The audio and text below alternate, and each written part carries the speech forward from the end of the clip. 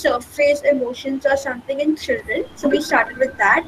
We then moved forward to Piaget's developmental stages. We saw 4 stages which he gave, and at the same time, how children in every age behave and what are the causes of behaving like that. And then we moved forward and we talked about different causes, like different causes as in a cycle of things. Like there is not only children, but they have peers, they have family members, they have teachers. They also have their own environment and personality theories as well. Then we moved forward to looking at different areas of concerns when coming to child counseling specifically. And then we were about to say about the case studies, and we went to different child counseling techniques. So basically, CBT, play therapy, special education, etc. And then we discussed briefly, and that was a summary. Yeah. Thank you. Okay. Thank you so much. Jineshi, right? If I'm not wrong? Yes. Okay.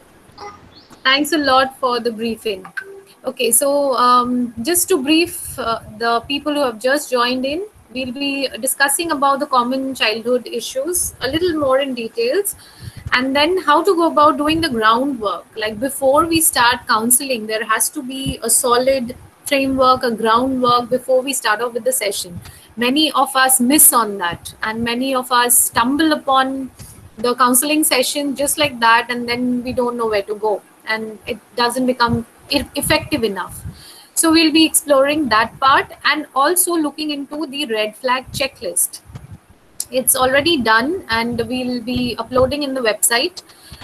We'll be also looking into parenting styles. This is extremely important because when you are exploring the child's environment, what type of parenting is involved will lead to a lot of other ways of dealing with the problem.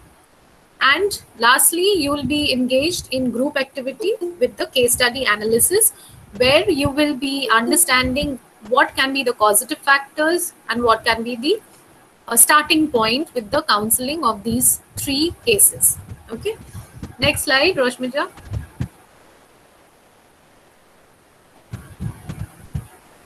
Okay, so we start off with the very basics, like how do we come across the issues in the children? How do we come across who reports it to us? Is generally the teacher or the parent. If you are a school counselor, or if you are even individually practicing, most often it would be either the parent coming to you, and if you're in a school, it's most commonly the teachers recommending certain young children for counseling sessions. And many a times the older children, those who are there, they will come on their own, say class 6 onwards. Generally, they understand that they are going through some kind of conflict, some kind of trouble, some kind of disturbance in their life, and they would like to seek your help, depending on how free you are with them, how well you have built your rapport.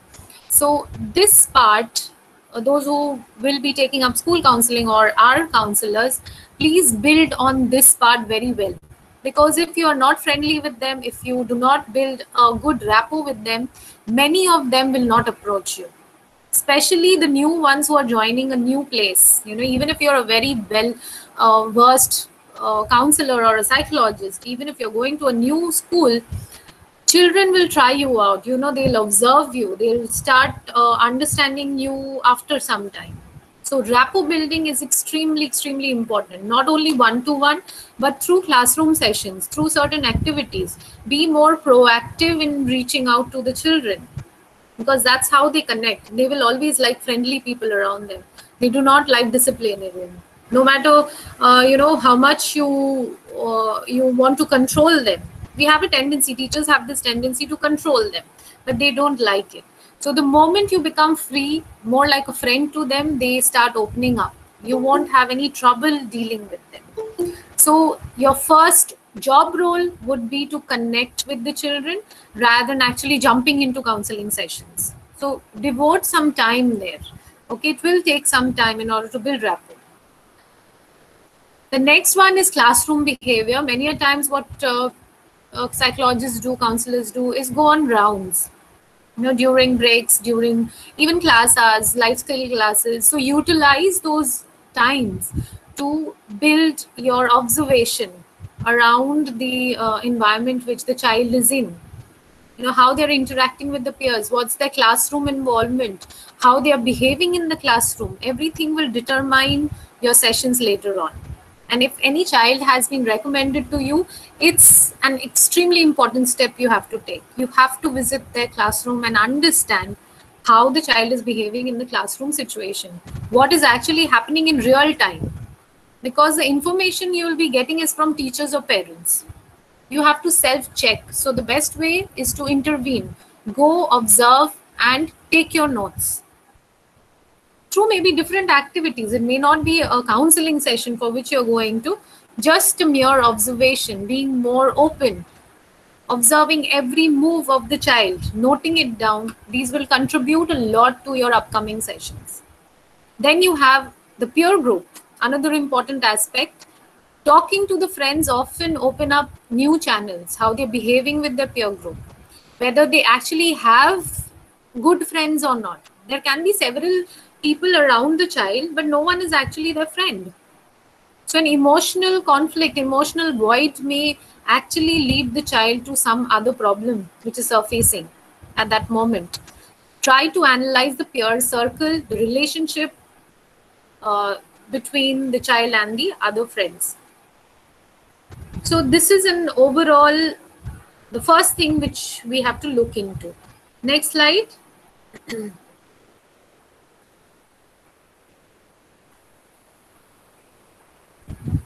Rashmija, next slide, please. Okay. Now, red flag areas. All this while we have been talking about certain things which are causing trouble. Teachers and parents are coming and telling you certain problem areas. But how do we actually find out whether there is any problem or not? Okay, so there is a checklist which I have done. Rashmija, if you can share that sheet, please.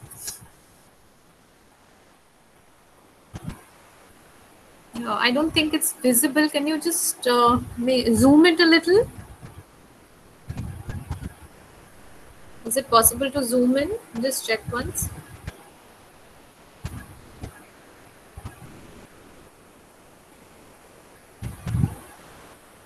Yep, just scroll up. Yeah, thank you. So as you can see, this is a behavior checklist. This is not exhaustive. You can have other symptoms also, other areas also where you need to raise a flag. Raising a flag means you need to be alert on those areas. Go by the numbers one after the other and check whether this particular trait is present in the child or not. Say, for instance, works independently. And we have a scale of always to never. So if a child is falling on never and occasionally, for these particular traits which should have been there, the milestones which should have reached by now, if you see that those areas are lacking, you mark it in red. So after you work out the entire sheet, you will get a graphical representation of how the child is placed. So there are several aspects to it. It's performance based, it's behavior based, emotion based, whether the child has eye contact or not. Okay, whether the child displays any kind of restlessness, fidgeting all the time or not, any kind of aggressive act or not. All these are warning signals. That means maybe certain things are wrong. But for instance, how do we know the child needs counseling? We'll have to go by the frequency. You can write this down. I have not put it in the PPT. It's about the frequency, how many times the child is engaging in that act within, say, a period of 1 month or a week, if we take a smaller frame. And what is the intensity? Yes, I'll be sharing the checklist. And what is the intensity? The magnitude of that act. Say a child pushes someone. How intense was that? What was the motive behind it? Whether the child is aware of it or not is also extremely important. Awareness level. Why awareness is important? Because If the child doesn't understand that the child has done something wrong, that means there is some problem with the perception of the entire situation. And the child keeps on making the mistake again and again and again, especially in behavioral aspects, if we go by that. Roshmija, if you can just scroll down to the last few sections of this checklist slowly. Yes, ma'am. Ma'am, can you just explain the thing what you explained, right? We have to mark something in red, you said, right? Yeah. Marking in red means there are 4 sections which I have allotted. See, this is a template which is followed. You can always modify on that. You can add on to your own checklist, the red flags, which we say. So what happens is, say for instance, the second last one, verbally abusive. So we have from always to never. So is the child verbally abusive? So we are assigning a degree to how much abusive the child is or engaging in. So if it's always, that means it needs some kind of intervention over there. So it's a quick way of checking what all traits the child has and where I need to exactly work on, which is going to help you with the diagnosis. Okay, it's not always that we'll be looking into disorders in a child. If a child is school going, there can be a plethora of problems. It may not be a conduct disorder, but somewhere near to it. So it's not always that the child will be sent to a psychiatrist or a child will be under medication. So we need to understand how intense the problem is. So this particular sheet will be extremely quick and helpful for you to carry out your sessions. Okay, so going back to the PPT, Roshmija. Checklist is one which we can have handy. Second thing is observation. How much we are observing. As I told you, go on rounds, check out the peer relationships, be in the classroom, maybe outside the classroom. It can be a one-way observation, not always a two-way observation. If you have certain feasibility of doing it. There can be direct observation also, where you're giving a task to the class and how the child is actually involved in that particular task, whether it's a learning problem, whether it's any behavioral issues or emotional issues, whether the child is mixing with other people or remaining aloof. Many a times I've seen that few of the children who come for counseling, when I go on rounds, I observe them sitting right at the back in one corner. So that's the time when you find out that yes, they are not mixing, they are not interacting in class. So what are the ways I can, encourage the child or maybe talk to the teacher and find out what can make her more active in the classroom. Okay, even at home, observation is not directly possible. So it has to come through case history and note taking while the parent is coming to you. Detailed note taking during that time. How does the child behave in a particular situation? Give them certain situations and tell them that how does your child behave in a particular situation, and write down in details how the child reacts, what the child does, what he or she eats. When the child calms down, how does he or she react, and how as parents you react to the entire situation, or what do you do, how do you support your child. Okay, so these are very small things but very important things which you should do before starting counseling. We have a tendency to just get the child, okay, tell me. We start talking without doing the homework, without doing the groundwork. It's extremely important you spend more time on this rather than counseling the child. Half the problem will be here. Half the problem lies with the environment rather than the child himself or herself. Can I add? So yes, please. So here the child also is not aware about anything around him. So he doesn't know like how to verbalize things. He definitely knows some things, but he doesn't know how to verbalize his thoughts or his emotions maybe. And that is the reason the how to the groundwork is basically observing this whole things and doing checklists. So most of things which we know is basically we have been knowledge about it compared to children who doesn't have knowledge at all.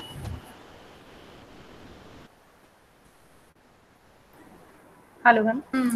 Right.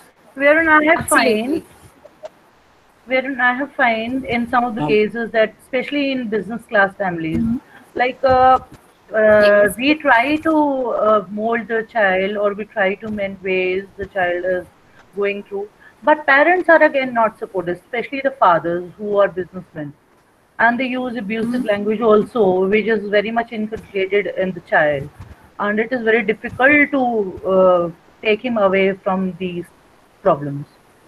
The Absolutely. mother is complaining, but again the father is not supporting, although he wants that his child should be treated and he should be a good person, but he again he himself is not supporting. This is very much difficult. Absolutely.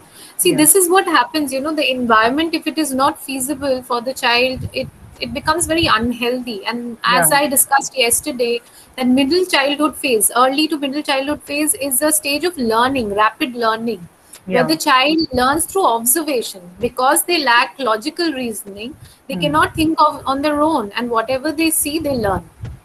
And sometimes it becomes difficult for them to process big emotions, as we say. Okay, and it comes out through various different forms. So in this case, what we do is do a lot of parental counseling. We recommend for couple counseling as well.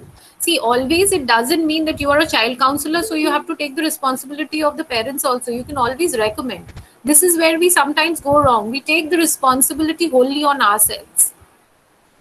Okay, but you may recommend to someone else also. It is nothing wrong in that. You might be specializing in one area. You can suggest them. In fact, that would be better. You can always suggest the parents to go and consult someone else, maybe outside school. Or if you're Yep, practicing on your own, you can always suggest that you can go and talk to someone who can help you out in these issues.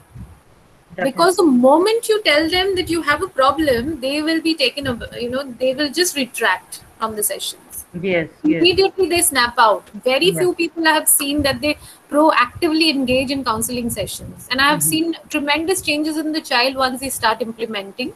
Hmm. That's the good thing about it. But you will find maximum parents retracting the moment you start pointing out their problems. Their problem, yes. Majority of the time, it's their problem, not the child's problem. Actually, the child is so vulnerable. He is actually not be blamed for it. The blame is the Absolutely. atmosphere, the environment in which he lives in. Exactly. And another thing, especially with learning issues or any behavioral issues, one important point here, many a times you will see reluctant parents. They are forced to come to you, Yeah. especially school counselors. Yeah, you will know what they go through. They're Hmm. forced to come to you. They are sent by either the principal or the class teacher, but they are very, very reluctant on having their child being counseled or being diagnosed or being tested. If you see a learning problem, there are certain learning disorder traits in the child, and you need to get the child corrected or tested before you start off with the sessions or the IEP sessions. So what you can suggest is, why don't you go and consult your pediatrician who can recommend you the right thing. That's the best way to start off. If you find them to be reluctant on counseling sessions, because the moment they go to a pediatrician, their family pediatrician, they are going to recommend for testing. The onus goes on to the person who's a doctor, who they consider to be more reliable, rather than a school counselor or a psychologist. It seems weird. It's also a little demeaning for the professionals, but this is what exactly happens with the general population. This is what my experience said. But the moment I told them, why don't you go and consult your pediatrician, they are like, fine, okay, we'll go. And the pediatrician obviously detours them to a person who can help them out with the learning problem. So go via, if you find such rigid parents, go via maybe this channel. Okay, this might help you in your sessions. The next part is case history. Case history, I've been always telling you, take detailed case history. What their developmental milestones were, how they were born from birth till that age. any kind of traumatic incident, any kind of movement in the sense maybe traveling from one country to the other, from one city to the other, changing schools, and if they have changed schools, what was the reason? Is there any kind of death in the family whom the child was very close to? So all these case history taking is extremely important. I'll also share this template. It's a basic template. Maybe not today, but by tomorrow I'll be able to share it with you all. Okay, so the case history template, also keep it with you. You will have a checklist, you will have a flow, and you keep on writing as the parent or the teacher is telling you certain things. Keep on writing, word to word. Okay. Ma'am, is there any age criteria for the checklist? No age criteria. From the moment of birth, like we have the entire history of the child. It's like how the child was born, whether cesarean or normal, whether there were any complications at birth, whether there were pre-medication complications or pre-delivery complications or not. Everything counts when you are understanding a child. Okay. Even for adults, we have this. So there's no age criteria for it. But for children, focus on more of their birth history, more of any kind of medication they are into, or whether there has been any major incidents in their lives, because that's the time they forget. This age between 1 year to 4-5 years, they will not remember anything very clearly, so they'll not be able to verbalize anything. So only source of information would be parents or maybe teachers who have been with the child. These are the sources of your information. So try to talk and invest more time in history taking. Yes, next slide, Roshmita. Okay, now what next? What do you think will happen next after case history taking, after understanding the red flag areas and getting all the complaints to yourself? What do you think will happen? Or what would be the best possible way to go about it? We first meet with the child. So here we actually meet with him. We actually build a rapport with the child first, rather than going directly to like saying what are the things not there. But having a rapport with the children will make them comfortable also to come and learn. Yes, absolutely. Thank you for the insight.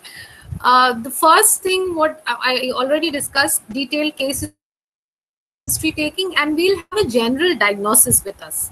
We won't say the final diagnosis, general diagnosis, initial diagnosis. Like this may be the problem area, or these may be the causes. Highlighting in your notes what can be the probable causes of such a behavior in the child. After understanding, when we meet the child for the first time, let it be a free session. That I'll be discussing tomorrow, how to start off with the first session with children. Let it be a free session. Let the child bond with you. Let the child develop that trust and unconditional love, as we say. No matter how naughty the child is, no matter what he or she is doing, there has to be an environment of acceptance from the counselor. Okay, it is very different from teachers and parents. Very, very different. Okay, that acceptance has to be there. And it's also natural that older children, when they come to you with a lot of behavioral issues, certain things which they are going drastically wrong, maybe class 5, 6 onwards, you see a lot of involvement in wrongdoings.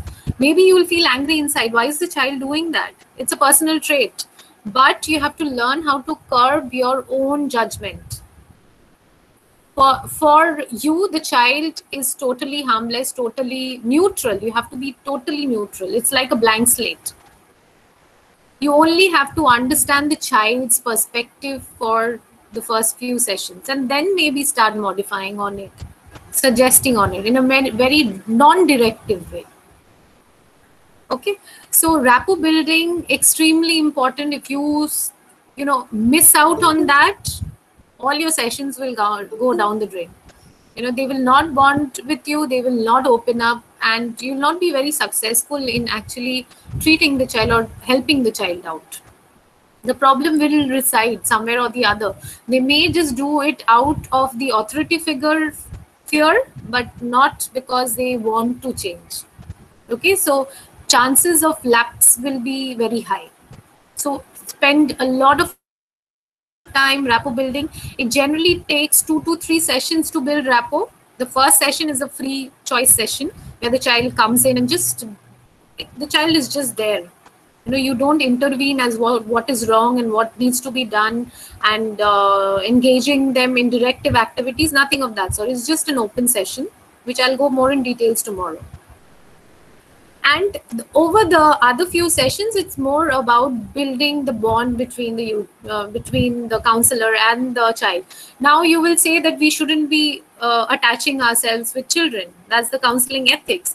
But again, it is humanly not possible. The child should love you in order to bring about certain changes. That rapport needs to be built. Okay. So I'm not getting into the nitty-gritties of counseling as such. I'm moving further. So based on our observation through this rapport building session, we try to find out what the child feels or what the child does when the child is upset, angry, different emotion exploration. And we do a kind of diagnosis, the initial diagnosis. We tend to match and understand where we are lying, okay, and what can be the issue with the child. And if you feel that yes, there are certain red flag areas which need immediate concern or immediate action, what you need to do is plan a kind of testing for the child. You have to talk to the parents, you have to talk to teachers, and involve other family members here in order to convince them for going for further testing. Say, for instance, Asperger's syndrome or maybe ADHD, okay, autism, all these needs to be taken care of. It is not just regular counseling sessions which will help them. To an extent, yes, to settle down in class, but the underlying problem will be there. So what you do is, if you see or if you feel certain checklists or certain red flag areas, you have to inform it to the parents in a very subtle way. Suggest them for going for further testing so that you can be confirmed that yes, this is the problem area. If they are reluctant, you cannot force them. But if they are cooperative enough, so it depends on your skills how you try to convince them. If they are cooperative enough, it gives a boost in your counseling sessions. So once it's confirmed, you know exactly what to do, okay, how to go about it. And again, I'm telling you, it is not solely your responsibility to take everything in your stride. Recommend wherever required. If you have a child coming to you with, say, autism, okay, the child has been diagnosed with autism, a lot of occupational therapy is required, which is not feasible in a small counseling room or in school. Maybe you can engage the child in certain soft skills or, sports, but to an extent, but that will be limited. So they need more of a regular therapy. Always recommend. Whenever required, recommend. If there are children with learning disorders, you have to recommend to a special educator. You yourself cannot take it on yourself. The entire responsibility cannot be on one counselor. If you see that there are certain psychotic symptoms, it may happen that the child has certain psychotic symptoms, which may be a little bizarre. There's no eye contact. The child, whatever the child says, you cannot make out what the child is saying.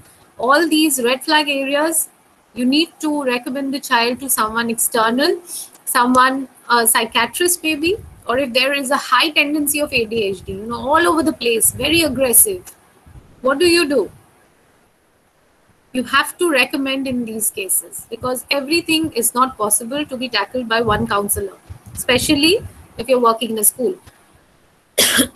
Sorry. Where can we send them for testing? Sorry, Where can we send them for testing? You have to send it to clinical psychologists who are authorized to test them. There must be several local, agencies or several units where they test. They conduct psychometric testing. Even hospitals now, they have a separate wing for it. Almost all good hospitals will have. And then there are private places also where you can recommend them for testing. But you have to make sure that it has to be signed and approved by a clinical psychologist. Okay, so moving on, after we do the diagnostic part as well, along with our diagnosis, we confirm that yes, this can be a major problem area where I need to work on the child. If it is beyond my purview, I will start helping the child in whichever way possible to settle down. Okay, and then rework or modify as in when I'm going with the sessions, as per my observation. Okay, Roshmija, next slide, please. Yes, someone writes that we need a good network of psychologists. Yes, so you have to start networking. There's no other way out. There's no shortcut to it. You have to have your resources in place. You have to be in all the groups of, where there are psychological experts, and then start building a network on your own so that you can recommend whenever a child needs help at the right moment. Okay, now I'll briefly go through this. What is your role? Your role, see, as child counselors, there are several things which I'll be talking about right now. But then again, certain things you cannot handle everything on your own. Like occupational therapy, then special education, certain medication for ADHD children, you cannot prescribe medicine, so you have to recommend them at the correct time, otherwise it becomes too late. Occupational therapy has to start the moment the diagnosis has been done, so that the child learns to develop skills in their everyday life. Okay, apart from that, there are so many other things, even for ADHD, attention deficit hyperactivity disorder, or ADD, attention deficit disorder, where children doesn't show any hyperactivity, but they are totally kind of lost. They cannot concentrate. They don't remember anything properly. They have a very restless mind. These are there. Then conduct disorder, showing a lot of defiance to everything. Whatever they need to abide to, they show a lot of defiance in that as well. Then there is this entire spectrum of learning. Can I ask a question? Yes, please. Can conduct disorder later on become antisocial personality disorder? Yes, that's for adolescents as they are stepping into it. If it's not corrected, like conduct disorders in youngsters, and if it's not corrected and it like goes on, it can turn into antisocial, right? Antisocial personality disorder. Okay, and I just wanted to confirm that. Thank you. Welcome. So learning disorder again has this entire range: dyslexia, dysgraphia, where you cannot write properly, spelling errors. Dyscalculia, it's more about mathematical errors. You have difficulty in learning maths concepts. And then there will be speech disorders also, where you stutter, you have a certain problem in articulating words. So this entire section is generally taken care of by special educators who are trained in this particular area of work. What they do is incorporate the same syllabus, or many schools have these IEP classes where they reduce the syllabus, they make it into much more fun ways of learning so that the children can readily grasp. Okay, well, how can the counselor help in this? The counselor, the child psychologist, or the school counselor can help in building confidence, in building self-esteem, or working in groups. If you're failing, that doesn't mean you are someone who's looked down upon. So building a making the children much more aware and independent. So these are the areas where a school counselor can help them. Settling down in class, how to build your concentration level, how to enhance your memory. All these techniques can be used with the children who are facing constant problems or issues with their academics. Okay, maybe you can have quizzes, you can have group therapy sessions with competitions, which gives them a boost of self-confidence. There are many playway techniques also which can help the children drastically. For ADHD and conduct, again, apart from the occupational therapy, they can be sent to groups. They can be given certain responsibilities. They can be shown certain motor tasks which they can involve in and reduce their restlessness. Or they can be given maybe half the class to do the work and then half the class to come with you and spend some time doing the work in a different way. Conduct disorder, if you have to go in depth, there has to be a lot to do with their parents. Again, that's the observation research have also shown. Conduct disorder generally stems out through observation, through a lot of parenting problems. Like I'll be discussing about the different parenting types. You will see each parenting type will give rise to different sets of traits in a child. So parenting issues can surface, and conduct disorder is more like a holistic counseling session. You have to involve the parents as well. You can involve token economy system here. Through tokens, behavior modification, you can start incorporating. Anxiety generally surfaces in children through school refusal, exam anxiety in older children,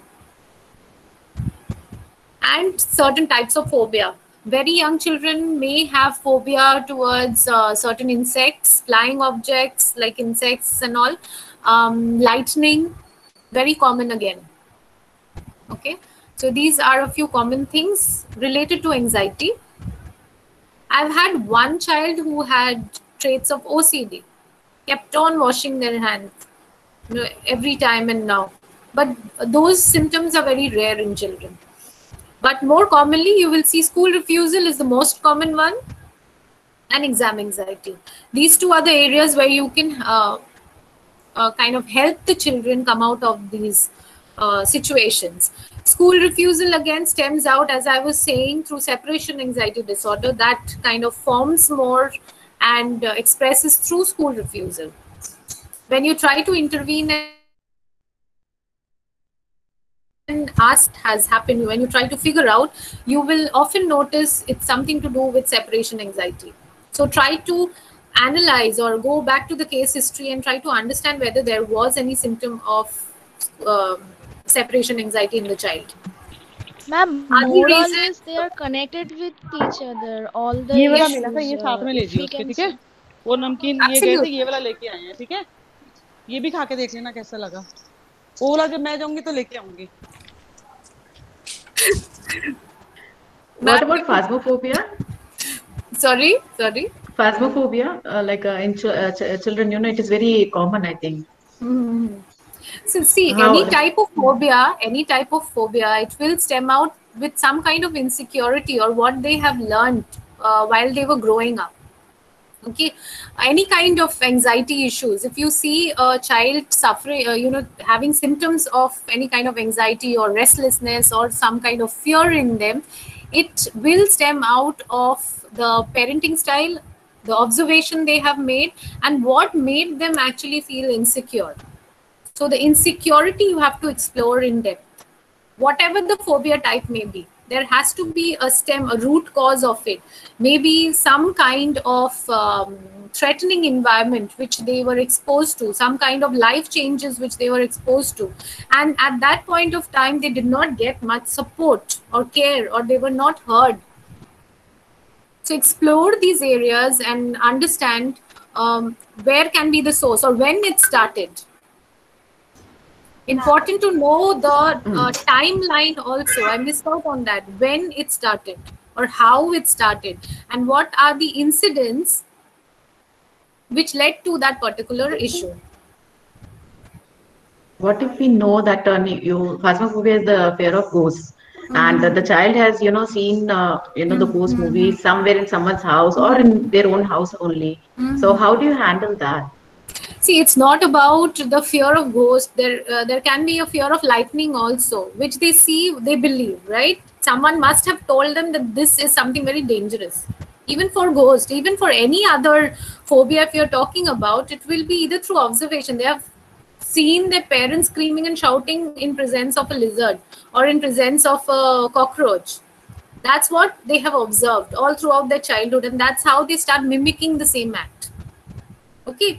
Is the same thing for ghost, lightning, or any other thing. They must have got some information which induced that fear. Okay, the parents or anyone, any elder may have spoken that there are some evil things and ghosts and shadows which are very dangerous to you. So that's how they have learned how to fear things. It's not that they are born with that fear. There is some kind of stimuli from which they have got the information, and since they are not logical enough to handle that information, they readily believe in that. Associations. Yes, sorry? Associations. They actually make associations. They learn through direct observation, as I've told you. When they see their elders behaving in certain ways to certain stimuli, they're scared of something. And then they start believing that this is what I should be scared of. Since my mother or my father or my sister is doing it, or even my friend is doing it. You know, when you step into kindergarten the first day, many children will be there who are happy-go-lucky, moving around the room very happy, and few of them will be crying like anything. And the ones who are crying will initiate crying behavior in other children also. One child was very happy just few minutes back. The moment the other child started crying, they also start crying. Because they don't know, they feel that I should cry now. Okay, that's the thing which you can relate to, I guess, at this moment. Even if you can see this in a pre-primary classroom. Yes, yes. Generally, it will be nice, all settled, and one new child arrives and he cries, and then everybody tries to copy them. Absolutely, absolutely. So this is the exact copying behavior or observation, as we say, which children readily take on, and that's why this phase is extremely important. How you're behaving with the child, what actually you're telling the child, what all things you're imbibing in the child. This will determine their entire personality later on. Okay. Next would be, I guess I'm done with this part.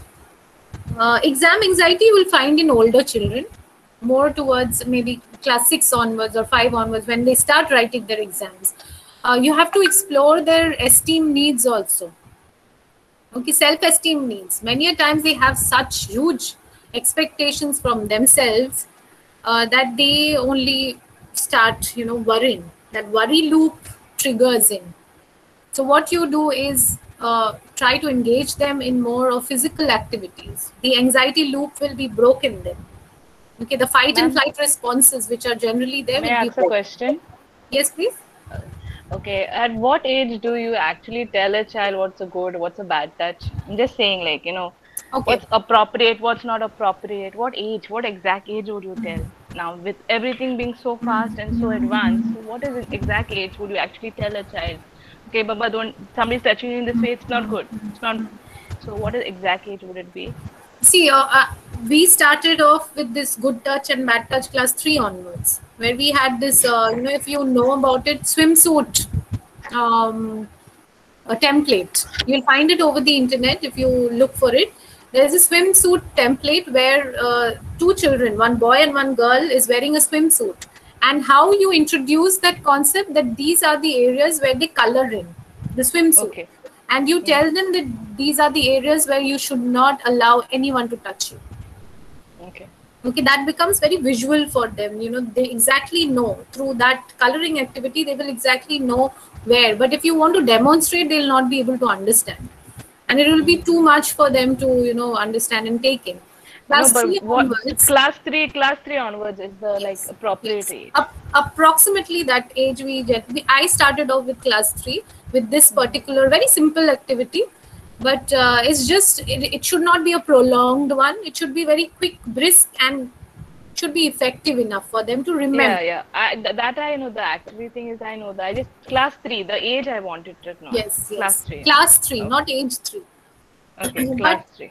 Since children are growing up so fast, it's very good if parents can be taught how to educate the children about good touch and bad touch, especially the mothers. Yes, definitely, because things are very bad in today's world, where so many things are going on. You can hear the news and it's bad. Yeah.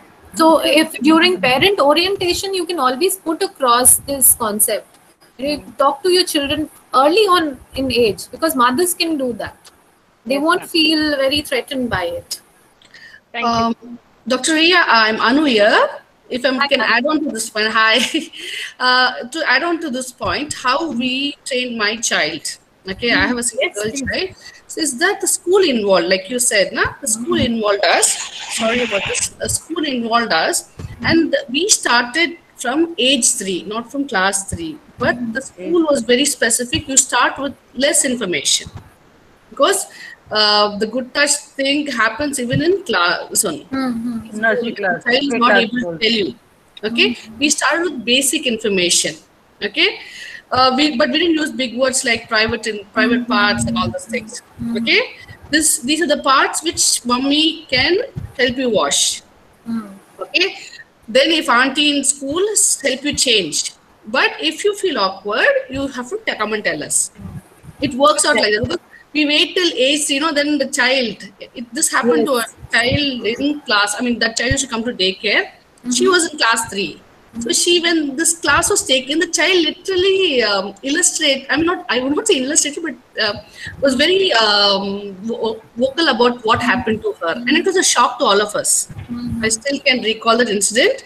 But then we should start off slowly earlier, but don't give them too much information. Yes, exactly. They need to go and discuss with their peers. Okay, and that can backfire. But what happens is at age 8, I mean, in class 3, you should slowly open up if you're having a girl, you should start slowly open about periods. Absolutely. And we should also stop using words like we should say direct words, like tell breasts, okay, your pubic area, like that, some people tend to make up words, right, and when we say pad, they say adult diaper. Diaper for mommy. So that is something we should, and don't make them look very awkward, that actually that's what worked out very well for us. Thank you for sharing, and thank you for the question also. So a rather insightful suggestion from you and your insight as well. So over here, as ma'am was also saying, limited information to the younger ones so that they can process the information. If we give them too much, then it can backfire. So keep it to the minimal, keep it to the mothers who can psychoeducate them. So a lot of training with parents is also required. As a child counselor, you also need to have that responsibility as well. Okay, moving on, we have autism spectrum disorder, as it is called now. Under that, you will have most commonly what I have seen, the frequency of Asperger's. It's increasing with time. I've seen so many children suffering from that. They have been diagnosed. Of course, the parents have diagnosed the child, but then again, they have so many adjustment issues in the classroom. Autism spectrum disorder is not only about being seclusive, being retracted from the entire class, or not interacting, or getting into anger bouts, or having constant to and fro motions, repetitive motions. Many a times you need to intervene why this happens and what exactly goes through the child. It is extremely important to make the teachers understand that. And it's not being naughty or not being, not voluntarily not wanting to answer or remaining seclusive. But what exactly happens? There is a perception error of the environment in the child. So you can have maybe short videos psychoeducating the teachers also about these various problem areas. When you start off with the year, you can have maybe small snippets of videos. Maybe you can have certain useful information, maybe the red flag area information also. You can have it with y'all, share it with the teachers, and try to incorporate them in your observation as well. But again, a word of caution, too much of information shouldn't be exchanged. There has to be some confidentiality. Okay, you cannot go around discussing each and every child's problem with every teacher you come across. So that has to be done. So psychoeducation is extremely important with the teachers, parents. Addictive behavior, more and more, I've discussed last day also, it is more to do with maybe not social media, but of course to do with video games and TV watching, cartoons. So this also, parenting style, how they are controlling the child from the very beginning. And when did they start getting addicted? There will be a root cause behind it. They were left on their own with the device. Okay, I'll discuss more in the upcoming classes. Maybe a few activities I can give you which can help you out. Okay, other areas where counselors generally work in are adjustment areas, self-harm, seen more in older children, poor self-esteem, social withdrawal, or they are loners, they don't feel like talking to anyone, they are extreme introverts. There can be other children also who engage in self-harm very young from life. There can be depression symptoms also in children, okay, which may lead to self-harm, as well as developmental concerns which can be present from birth. There can be developmental delays, especially in the kindergarten section, the lower sections. Along with that, there can be sudden life changes, there can be accidents which may have totally altered the child. Okay, so you will not only work with the child but also the parent, because many a times a bright child may have faced some kind of a fall or some kind of an accident, unfortunate accident, or some kind of a trauma situation which they are going through, and their performance has drastically dropped due to certain physiological changes. So there, a counselor can be someone who can help them adjust, can calm them down, can be with them and make them feel good, even after that trauma incident has occurred. When I talk about sand play, one day I'll have assigned for sand play therapy. I will talk about one particular case which actually happened due to an accident. Okay, so I'll be discussing that. Okay, I've put a word called high functioning. Sometimes there will be teachers coming and telling you, oh my God, this child is so bright, but I don't know why this child is all over the place and he's disturbing the entire class. He's not behaving well. And most of the time, the child gets away also undiagnosed because the child is good in his studies. So those are high functioning problems, high functioning areas where you need to look into. High functioning autism, high functioning ADHD, very bright, very intelligent, but they will have associated problems which cannot be neglected, which may hamper them in later life.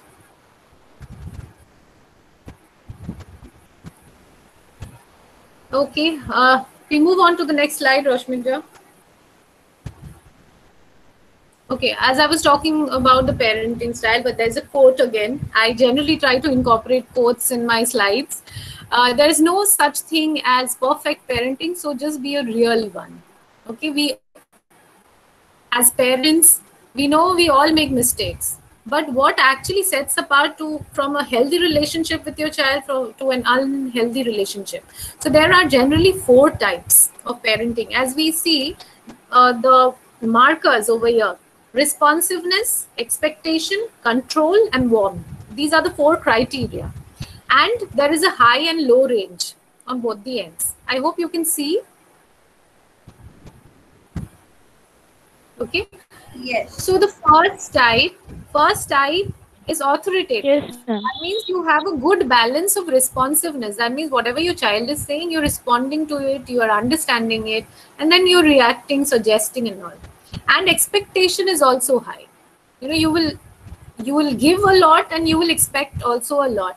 That is a balanced parenting style where you are demanding certain things, you're doing also for the child. Okay, so it's possible to zoom in. Sorry? Sorry, can you make it more bigger? Is it possible to zoom in? Roshmita, is it possible to zoom in a little? Mama, if I just give me a moment. Yes. Thank you. By the time she's doing it, otherwise we'll run out of time. Okay, we have already run out of time. So authoritative, it's more to do with having a balance. You can zoom into it directly. If you have a mobile phone, you can zoom into it. You don't need to this thing. Through a mobile phone, you can zoom into the slide. No, she's doing it through laptop, I guess. No. We are, as the viewers, No, ma'am. we can With zoom our through it. personal mobile, we can just zoom it in. Yeah, you can zoom into it on your personal mobile. The viewers can zoom into it, ma'am. Rashmita, just open the slide. I'm zooming into it because I'm personally, when I'm saying I zoom into it. You don't need to do that. Yeah, we can zoom that actually. I'm doing it. Let's just continue. Yeah, you continue, ma'am. Okay, so authoritative parenting would be a parenting style where you're incorporating both the child's need and the child is also understanding your need. Rashmita, just leave it and open the slide, please.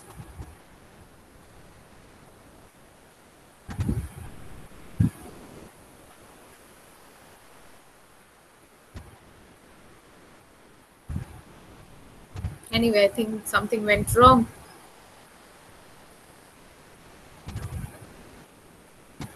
Just a moment, there's some technical.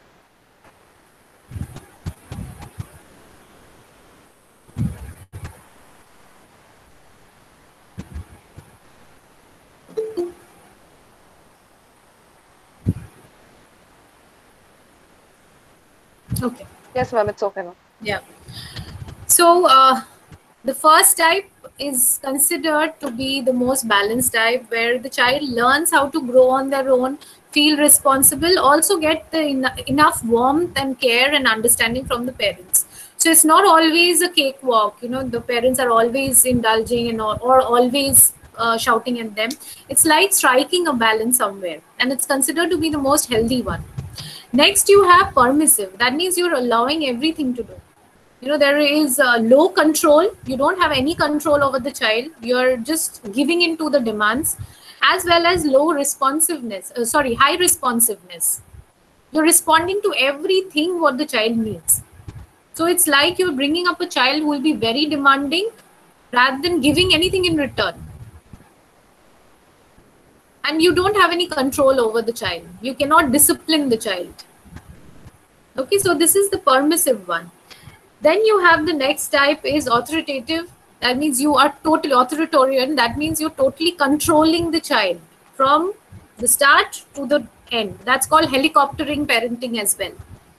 Always you're hovering around. Everything the child is doing, you are always suggesting. You are, intervening at every drop of the hat. So expectation is also very high, that I want my child to be this, that, always monitoring. But warmth is somewhere lacking. It's just only expectation, and you're trying to monitor 24/7. That's also called helicoptering. And there is neglectful, where you're not even bothered what the child is doing. You don't even have expectation. Neither do you have any control. So none of them are present. Warmth is very low. Control is very low. So you're totally neglecting. You're in your own world. The parents are in their own world. Whatever the child is doing. You're not bothered. Especially we see in a nuclear family where both the parents are working. This may be a very common pattern. And then there is something called tiger parenting. You are so strict that it becomes claustrophobic for the child. You are monitoring 24/7. Along with that, you are also being extremely strict with the child.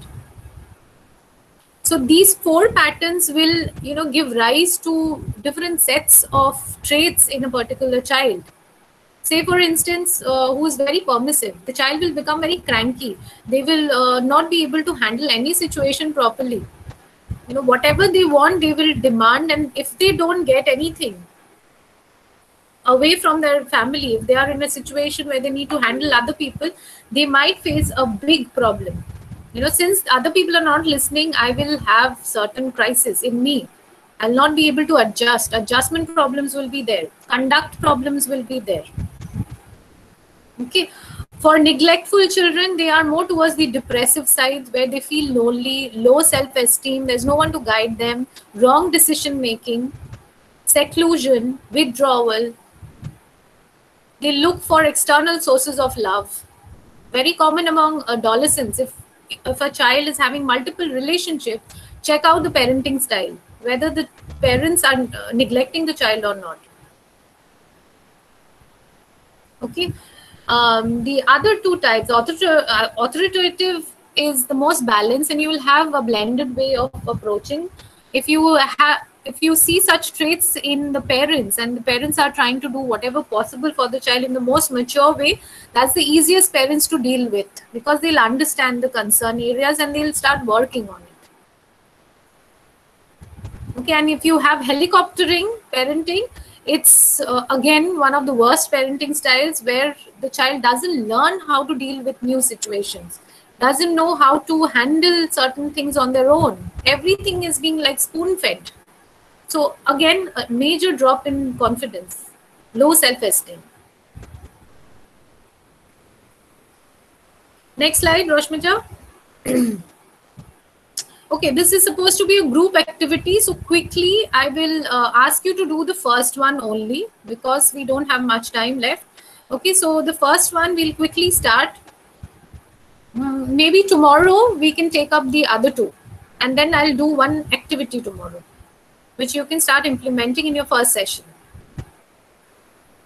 Okay, so do we break into groups or you want to do it individually and then we speak? I think that would be better. Tomorrow we can split up in groups. That's going to take a little bit more time. Yes, individually, ma'am. Will be I think today we'll do it individually. Tomorrow we do it in group. So I'm reading out the first case study. Tushar is a 5th grader referred for counseling because of lack of motivation. He's a loner who does not seem to want friends. He appears unenthusiastic about life except video games. He has begun to exhibit signs of aggressiveness, increased fighting, and abusive language. When he isn't fighting, he sits with his head on his desk, refusing to participate in anything. His teachers are concerned about his pattern in his behavior. So what do you think can be the red flag areas? The course of action which we have to go through. If we have this particular case which is being told to you, how would you approach this? Or what would be the course of action and what will be your initial or prelim diagnosis? You'll want to find out if there is any bullying from friends. Ma'am, firstly, we have to look at the case history, I think. Yes.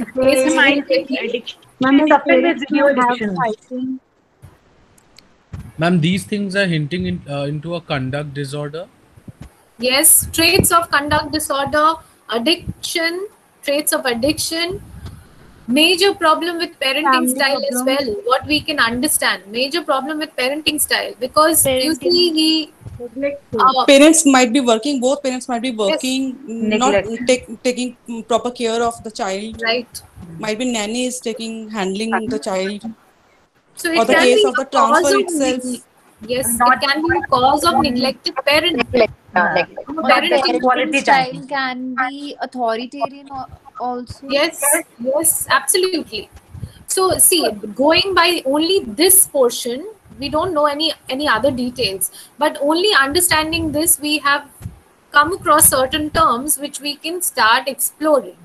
Like if I have to take up this case, I will first start interviewing the parents, understand their parenting style, what the child does at home, whether the child is aggressive in front of them. You will find major differences in their behavior, what they do at home and what they do in school. Many a times you'll find differences. So try to find out what triggers the child to become aggressive. What led to the incident of exploring video games in the first place? Why was the child allowed to spend more time on video games? So this is also hinting it may not be authoritative, it may be neglectful parenting.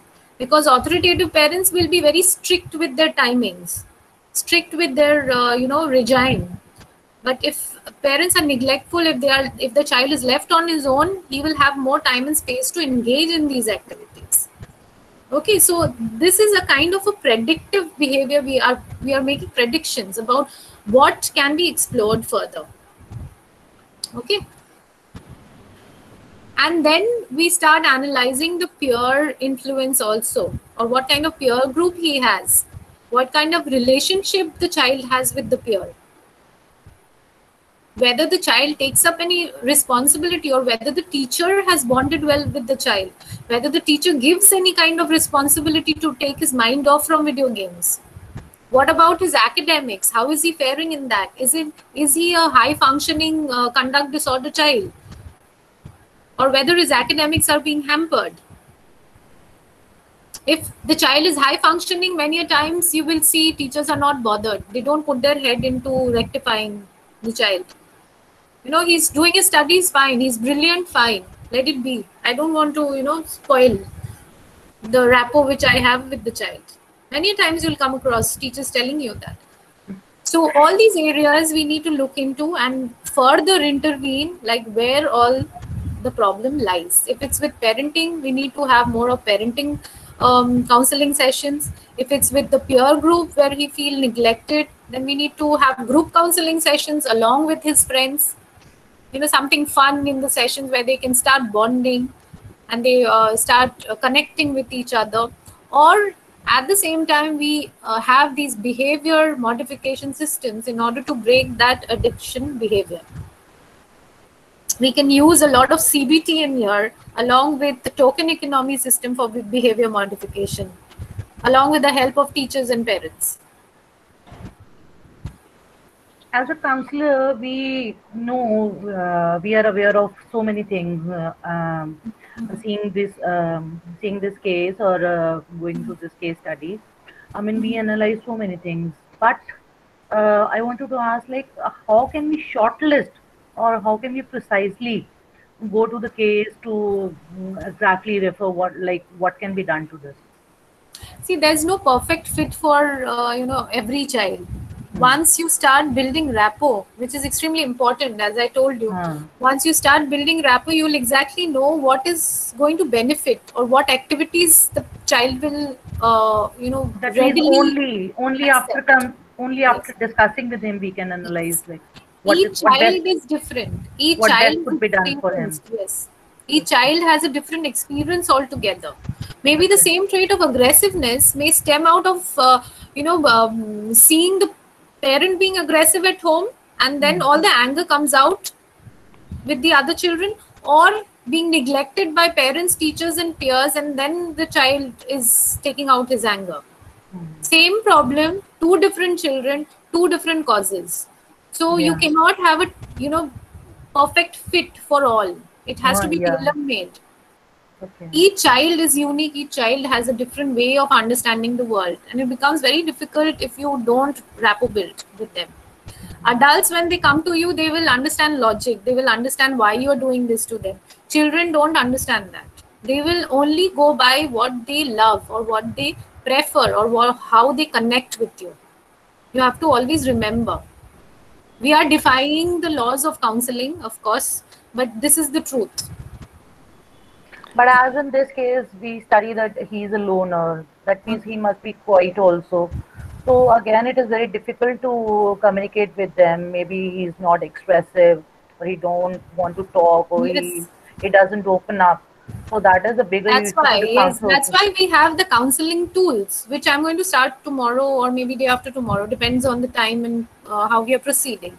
Okay. So we have certain tools in order to initiate some kind of conversation for children who doesn't want to open up. Yeah. First few sessions, you'll have a lot of children who doesn't want to talk even. They'll just be around you. That's all. Yes. But if you make them feel comfortable, they'll come back to you and start sharing after a few sessions. And one more point which I forgot, when you are counseling the parents, you have to give them a timeline. See, you cannot notice changes within a day or two or within a week or two. You have to accept that this will take some time. It's about behavior modification. It's about certain issues which the child is dealing with, emotional issues even. Definitely. So that has to come over time. Expect that time frame. But if you don't give them any time frame, they will expect the next day only. If they come, everything will be fine. That's the most common thing I've come across. Even teachers have this notion, if you're going for counseling, 1 day, 2 days, and the child should be settled. Magic can't be done in 1 or 2 days. Huh? It doesn't happen. You have to tell them in the first place that, see, there is a plan of work.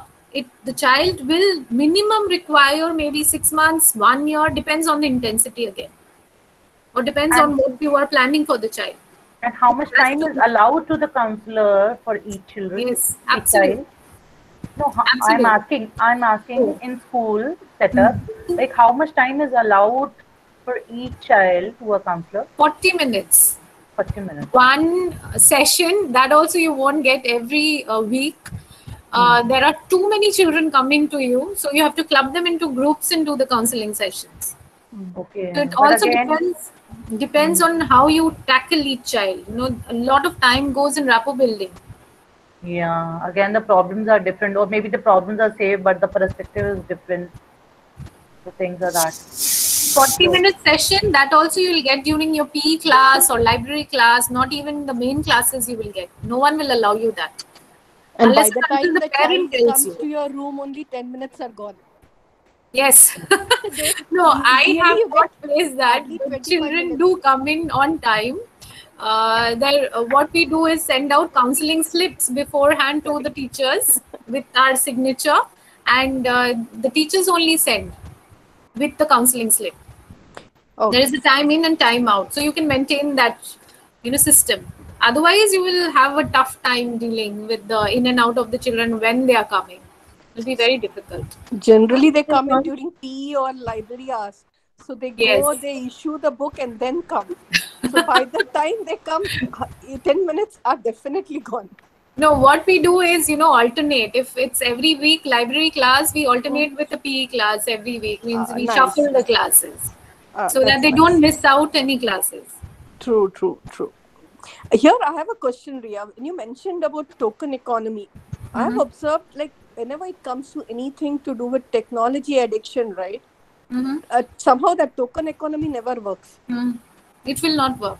No. There has to be a kind of a descending order system. What we say, minimize, kind of reduce the time by 5 minutes. It won't cause a lot of difference to the child. You have to convince, of course, there has to be a lot of talking, a lot of kind of rapport building before you start implementing, but it has to be progressively decreased. 5 minutes 1 week, next week it would be 7 minutes decrease, next week would be 9 minutes decrease. The final week for a month would be 10 minutes decrease. So in a month, you can decrease to a limit of 10 minutes. It is a long-term procedure. But now the problem is that amount of time children are playing games because of being in a current situation, right? It is not into minutes. It is sometimes more than 8 hours. Yes, hours. So that reduction and token economy nowhere seems to do it any doesn't. justice. Addiction has its own circuit. Now, if I have to go into addiction explaining that, then it's going to take another hour. But overall, it's more like, you have to break that cycle. Your body is already accustomed to that rhythm. And once you start missing, it will never give on to something which is trivial. You have to have a bigger reward for it. So token economy doesn't involve that. You have to have something immediate. They have to find some alternative activities. Yes. So that is with the help of parents. Absolutely. Over here, parental role is very important. How you're controlling and telling a no when required. Being firm with that no. Taking away certain things. Detaching the child from that particular thing. Dr. Ria, I want to say something. In current situation, regarding this addiction part, I have seen this bachelor remedies are very effective. Alternative therapies. So recently I had one client and I tried this bachelor remedies for the first time. So of course I'm doing counseling also. One or two sessions I have done, but with the bachelor remedies, when I started, mother said there is improvement in this addiction part. So I think we need to try different modalities. Absolutely. Because all these behavior things are not working all the time. No, so it won't. We need to explore new techniques. So absolutely. That's my experience. Time blocking also helps. Many a times I've seen if you start time blocking with the child and with help of parents, that also helps a lot. Segregating the time of the day or keeping a fixed time for that particular activity. But a lot of homework is required from the parent side. You yourself alone cannot detach the child from the addiction. The parents should also prioritize the activities, which activities should have done before. Absolutely. First of all, psychoeducating the parents are important. Don't give the child to start off. Yes, that's very the important. moment they start off, it's kind of a loop they go into, which again the parents find it difficult later on to handle. So don't allow them to start off only. Limit their usage. But with current situation where both the parents are working and the teen is in the room with the gadget, parent has no control in most cases, Yes. I wouldn't say no control, but can't help it. That's it. Because they don't know how to engage the Exactly. child in any other way. Exactly. But you will find success over time, if you start discussing the problem. Once the child is also aware of that, certain school authorities are involved in the sessions and teachers are also talking about them, they generally start working on themselves, if not totally, but to some extent. Okay, I have taken a lot of time today. See you all tomorrow, and we'll be uploading the recording as well as the documents, whatever has to be given to you all.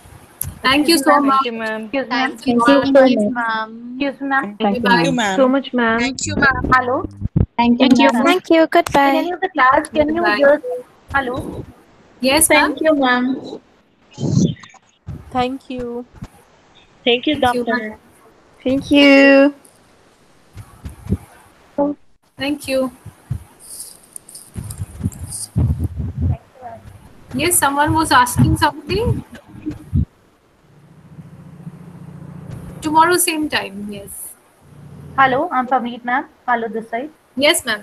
Please tell Yes, me. I wanted to ask if in any of the class, can you share the responsibilities of the counselor and the special educator in a defined way? Responsibilities and ethics you're talking about? Not the ethics we know, but the responsibilities in a school Okay. setup. Okay, I'll share. In any of the class, whenever you get time. Fine. Okay. When you are doing the activities, maybe I can talk that point of time. Okay, thank you. Once I give you the task to work on, during that period, I can just talk on that. I'll keep it in mind. Okay, bye everyone. Thank you, ma'am. Bye-bye. Bye, ma'am. Thank you so much. Bye. Bye. Thank you, ma'am.